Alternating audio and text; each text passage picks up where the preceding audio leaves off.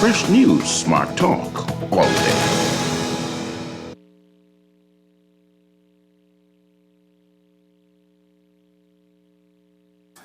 The views and opinions of the hosts and guests are their own and do not necessarily reflect the position of the management and staff of Guardian Network.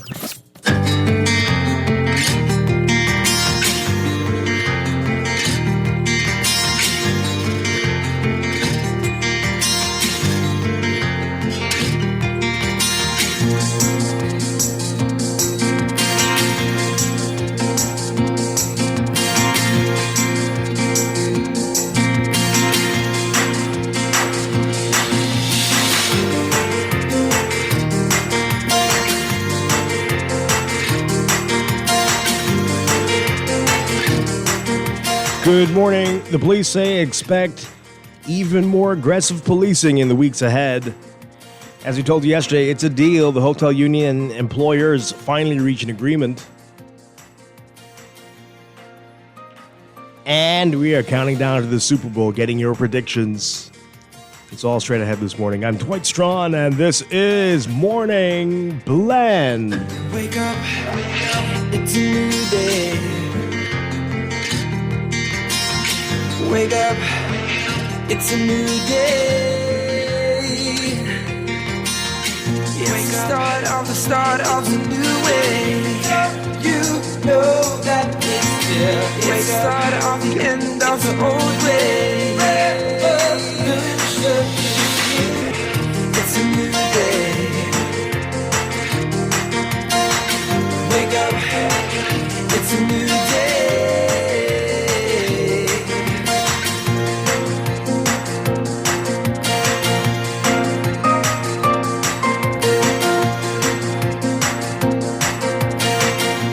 Good morning again, Bahamas. It is Friday, February 9th, 2024. This is Morning Blend on Guardian Radio 96.9. Again, I'm Dwight Strachan.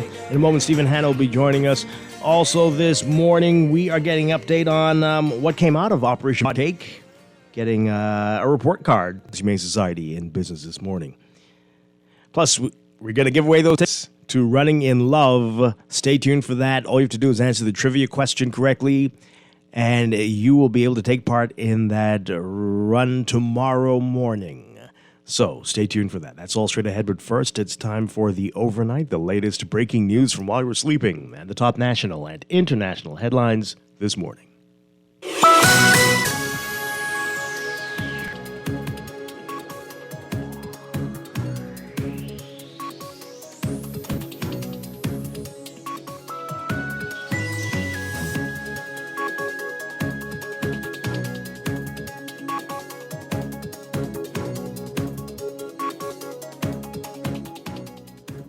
In the overnight, Deputy Commissioner of Police Limon Delavo promising that reduction in crime as police intend to take an even more aggressive scale of violence. There have been 25 murders in the country's 23 here in New Providence. Delavo saying that all areas of crime are down except murder. He said there is little consolation to the public, but, quote, I can tell you that the commissioner and his team have put together an aggressive approach to address this crime issue, even a more aggressive approach. I can assure you and members of the public that you will see a reduction in crime. It will be inconvenient for some motorists, for some members of the public, but we will not rest on the crime issue. That is the mandate. Well, as we told you yesterday, the Bahamas Hotel Catering and Allied Workers Union to have reached a 5-year industrial agreement with the Bahamas Hotel and Restaurants Employers Association. That's according to President Darren Woods. The agreement brings to an end a years-long back and forth between the two organizations. The agreement provides for 11% for hotel union members over the 5-year period. It also provides for 2 lump sum payments, the first of which will be received next week. The Hotel and Restaurants and the BHEA initially proposed increases only for non-tip workers. The last contract expired in 2013. The issue began last month as hotel union members staged a protest at Sydney Point. Ahead of the 2021 general election, the PLP pledged to resolve long-standing concerns. Wood saying yesterday he believes the government's efforts to forge a new agreement was in part because of that commitment, but also out of concern for the potential of the tourism industry. A man accused of the first murder of 2024 has been granted bail of $30,000. Justice Gregory Hilton approved Mario Cash's pretrial release exactly 5 weeks after prosecutors say he fatally stabbed his father, Mario Cash Sr., on January 1st.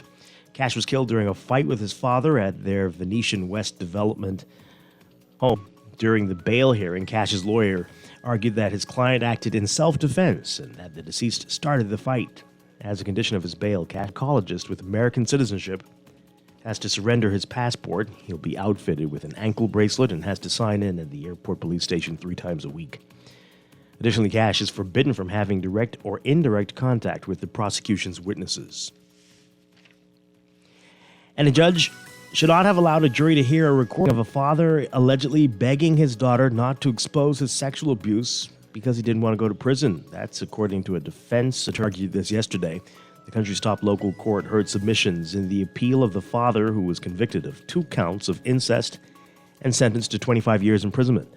The man, whose name has been withheld to protect the complainant's identity, has appealed against his convictions and sentence. The man allegedly raped his daughter when she was 15 and 16 years old. Defense lawyer Raymond Roll argued that the trial judge erred by admitting the alleged recording as it had not been authenticated.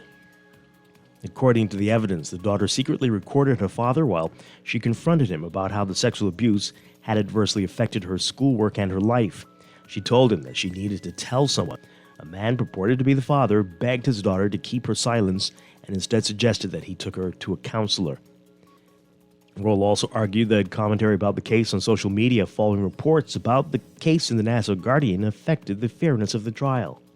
Additionally, Roll argued that the judge didn't give an adequate good character direction for his client, who had no prior run-ins with the law.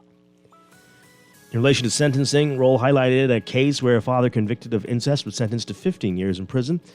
In response, Darnell Dorsett argued that the convictions and sentences should be upheld due to the strength of the evidence. Dorsett submitted that the judge properly exercised a recording. She conceded that the good character submission might not have been as robust as it could have been. However, Dorsett said this ought not to affect the conditions. She noted that a sentence of 25 years was not excessive, considering that the convict faced a potential maximum sentence of life imprisonment. Justices of Appeal Sir Michael Barnett, Milton Evans, and Indra Charles have reserved their decision to the appeal. Overseas from the U.S., a special counsel report released Thursday found that U.S. President Joe Biden willfully retained and shared highly classified information when he was a private citizen, including a military and foreign policy in Afghanistan, but concluded that criminal charges were not warranted. The report from special counsel Robert Hur resolves a criminal investigation that had shadowed Biden's presidency for the last year. But in bitingly critical assessment of his handling of sensitive government records and unflattering characterizations of his memory will spark fresh questions about his competency and age that cut at voters' most deep-seated concerns about his candidacy for re-election.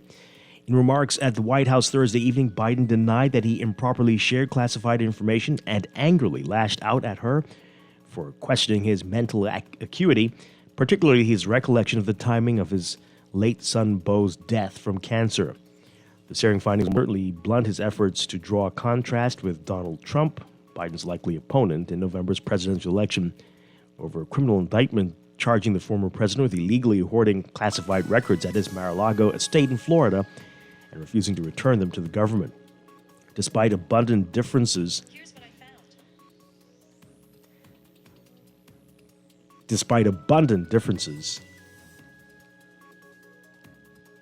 between the cases, Trump immediately seized on the counsel report to portray himself as a victim of the two-tiered system of justice.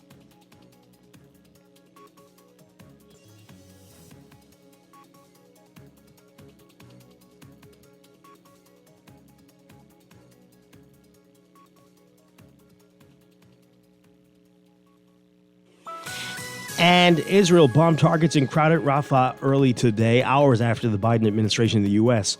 and aid agencies warned Israel against expanding its Gaza ground offensive to the southern city, where more than half of the territory's 2.3 million people have sought refuge.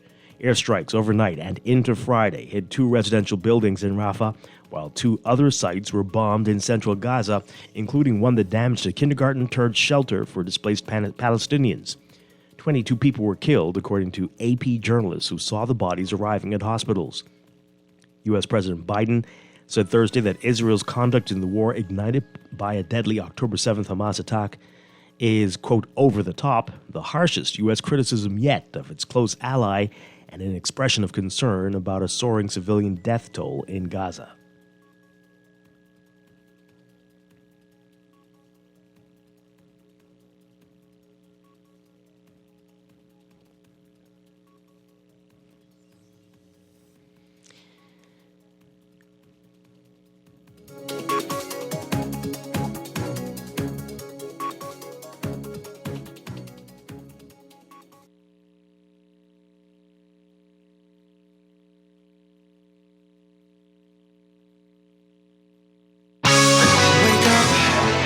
It's a new day.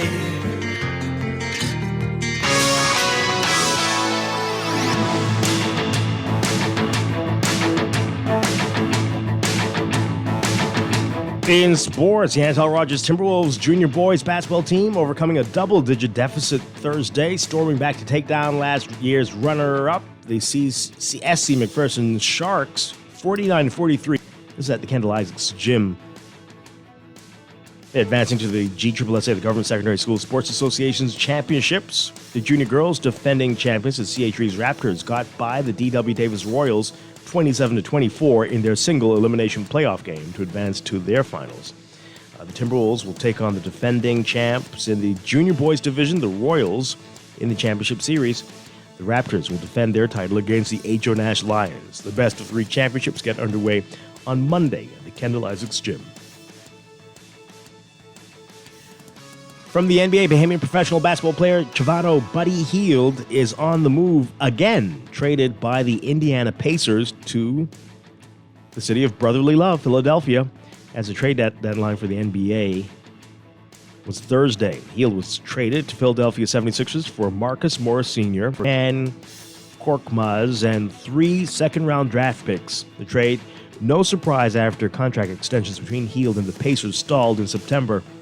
And lately, they began to bench him and use him sporadically. Hield will earn $19.2 million this season and is in the final year of a 4-year contract. This will be Hield's 4th team in the NBA. He was drafted by the New Orleans Pelicans in 2016 and has also played with the Sacramento Kings, the Pacers, and now the 76ers. The Kings fell to the Pacers in February 2022.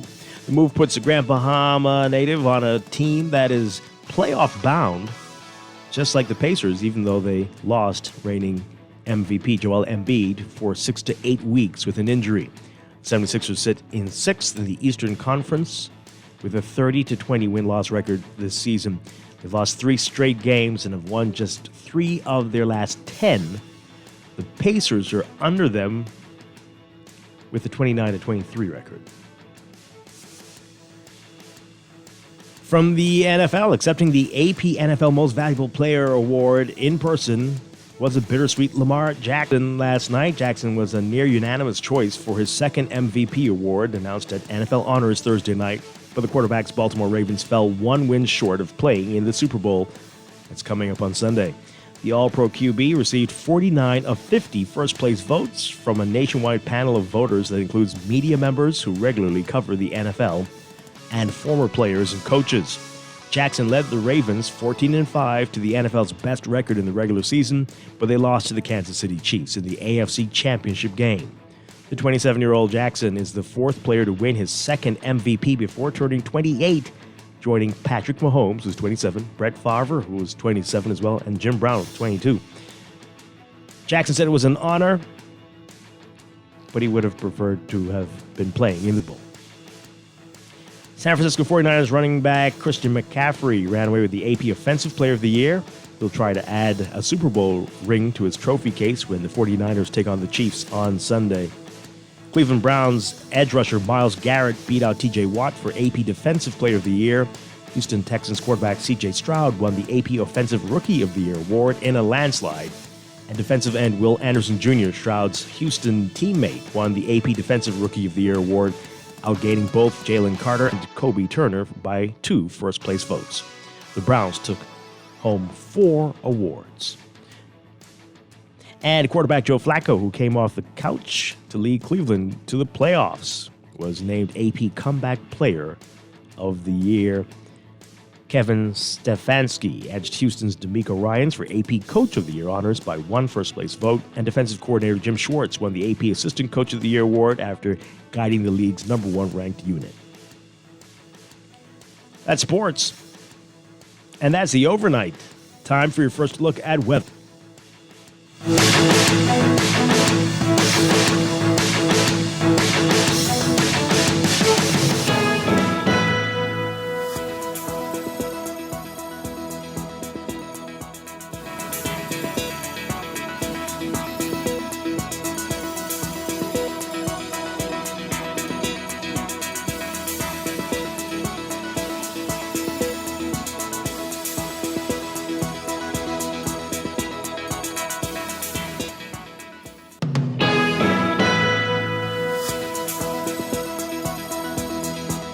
In your weather for today, we've got high pressure remaining the dominant weather feature over the islands, generating fresh to moderate breezes and mild conditions. Meanwhile, sea swells are beginning to slowly subside, and that will continue over the next few days. Beachgoers should be on the shores and stay out of the water due to swells and rough seas and the high risk of rip currents. And motorists, pedestrians, and homeowners along coastal roads, seawalls, and the Glass Window Bridge should exercise extreme caution due to flooding caused by overtopping waves and sea spray. Your forecast for today for all areas, variably cloudy and mild with the chance of isolated showers, becoming fair and mild at night with a chance of showers. Smallcraft advisory in effect due to swells. Winds east-northeast to east-southeast at 10 to 15 knots in the northwest Bahamas, northeast to east at 15 to 20 knots in the central and southeastern islands. Seas 2 to 4 feet in the northwest Bahamas, 4 to 6 feet in the central and southeastern Bahamas near shore, and 7 to 9 feet in swells offshore, especially along Atlantic exposures. Temperature-wise right now in Nassau, it's about 68 degrees. Mostly cloudy skies right now. We're looking at highs getting up to around 79 Fahrenheit, 26 Celsius. Overnight lows tonight getting down to about 64 Fahrenheit, 18 Celsius. That's your first look at weather this morning. We'll have your extended outlook for your weekend coming up after traffic in just a bit.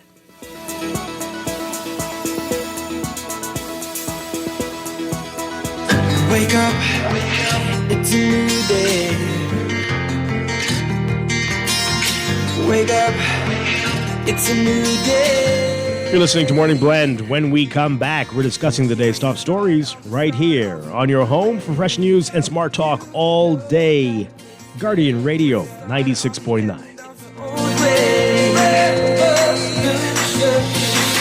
Wake up, it's a new day.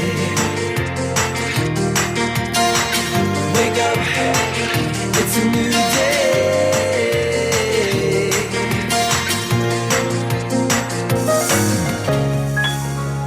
Struggling to repay your loan? Let us help you get back on track with payment terms that suits your financial situation and improve your credit score and credit report with the Bahamas Credit Bureau. Inquire about our restructured loans today. Plus at 356-7764.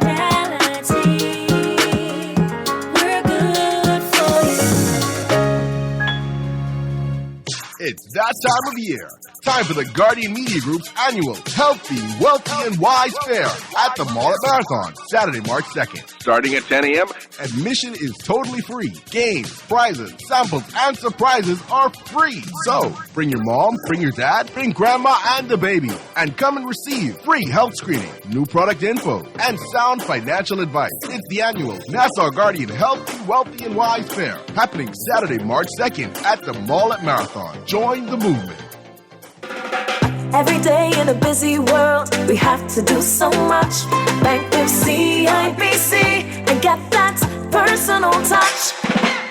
Share your ambitions, let us help your dreams come true. At CIBC, you're at the heart of all we do. We're on your side, we're listening, we know the way you feel. CIBC, ambitions made real.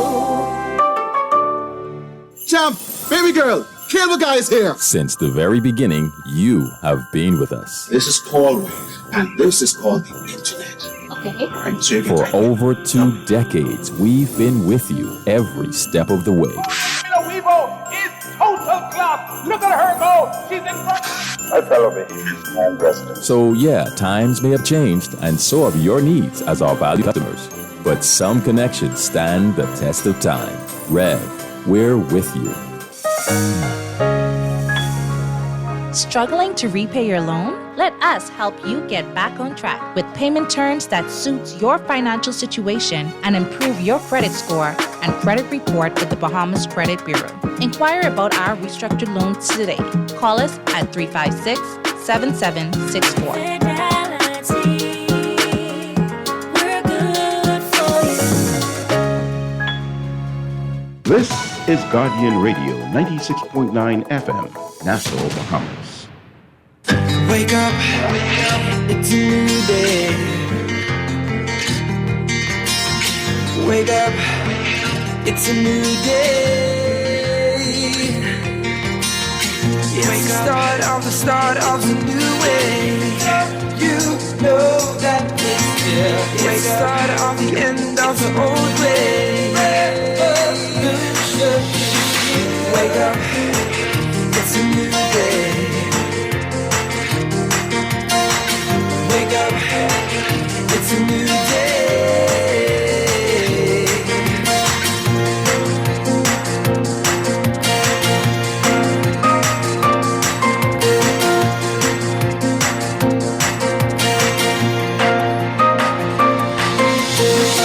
Wake up, it's a new day.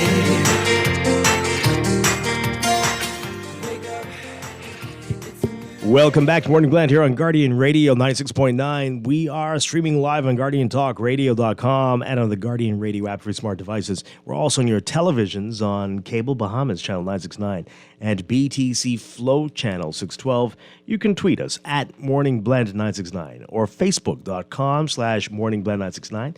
Text us on the Guardian Radio text line powered by BTC 422-4796. Standard text rate supply. Once again, I'm Dwight Strachan, expecting Stephen Hanna in a moment. Coming up this morning, we are going to be talking about the Super Bowl, of course. It's just a couple of days away now. We're going to get the sports team here with us this morning for their predictions. Well, should we believe anything they say? Well, we'll talk to them about that because they lose bets, folks, and they have yet to pay the bets.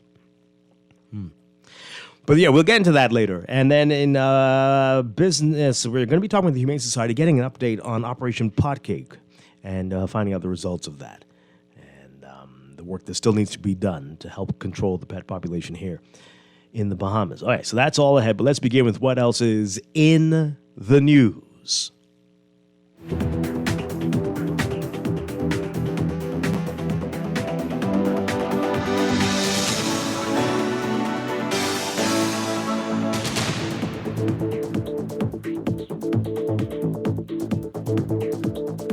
And as we said, we've got some Running in Love tickets to give away, so you and somebody special who are going to be running tomorrow. If you're running tomorrow, we want you to answer the trivia question. That's coming up in a little bit. We won't forget today. All right. But in the news, the big story, the police say they're going to get even more aggressive, and this might be even more disruptive than what we've been seeing. Over the past few days, we've heard people say they wanted to get more disruptive. They're saying it's not been disruptive enough. Okay. Well, take a listen to what the police are saying in this report from our Chester Robards.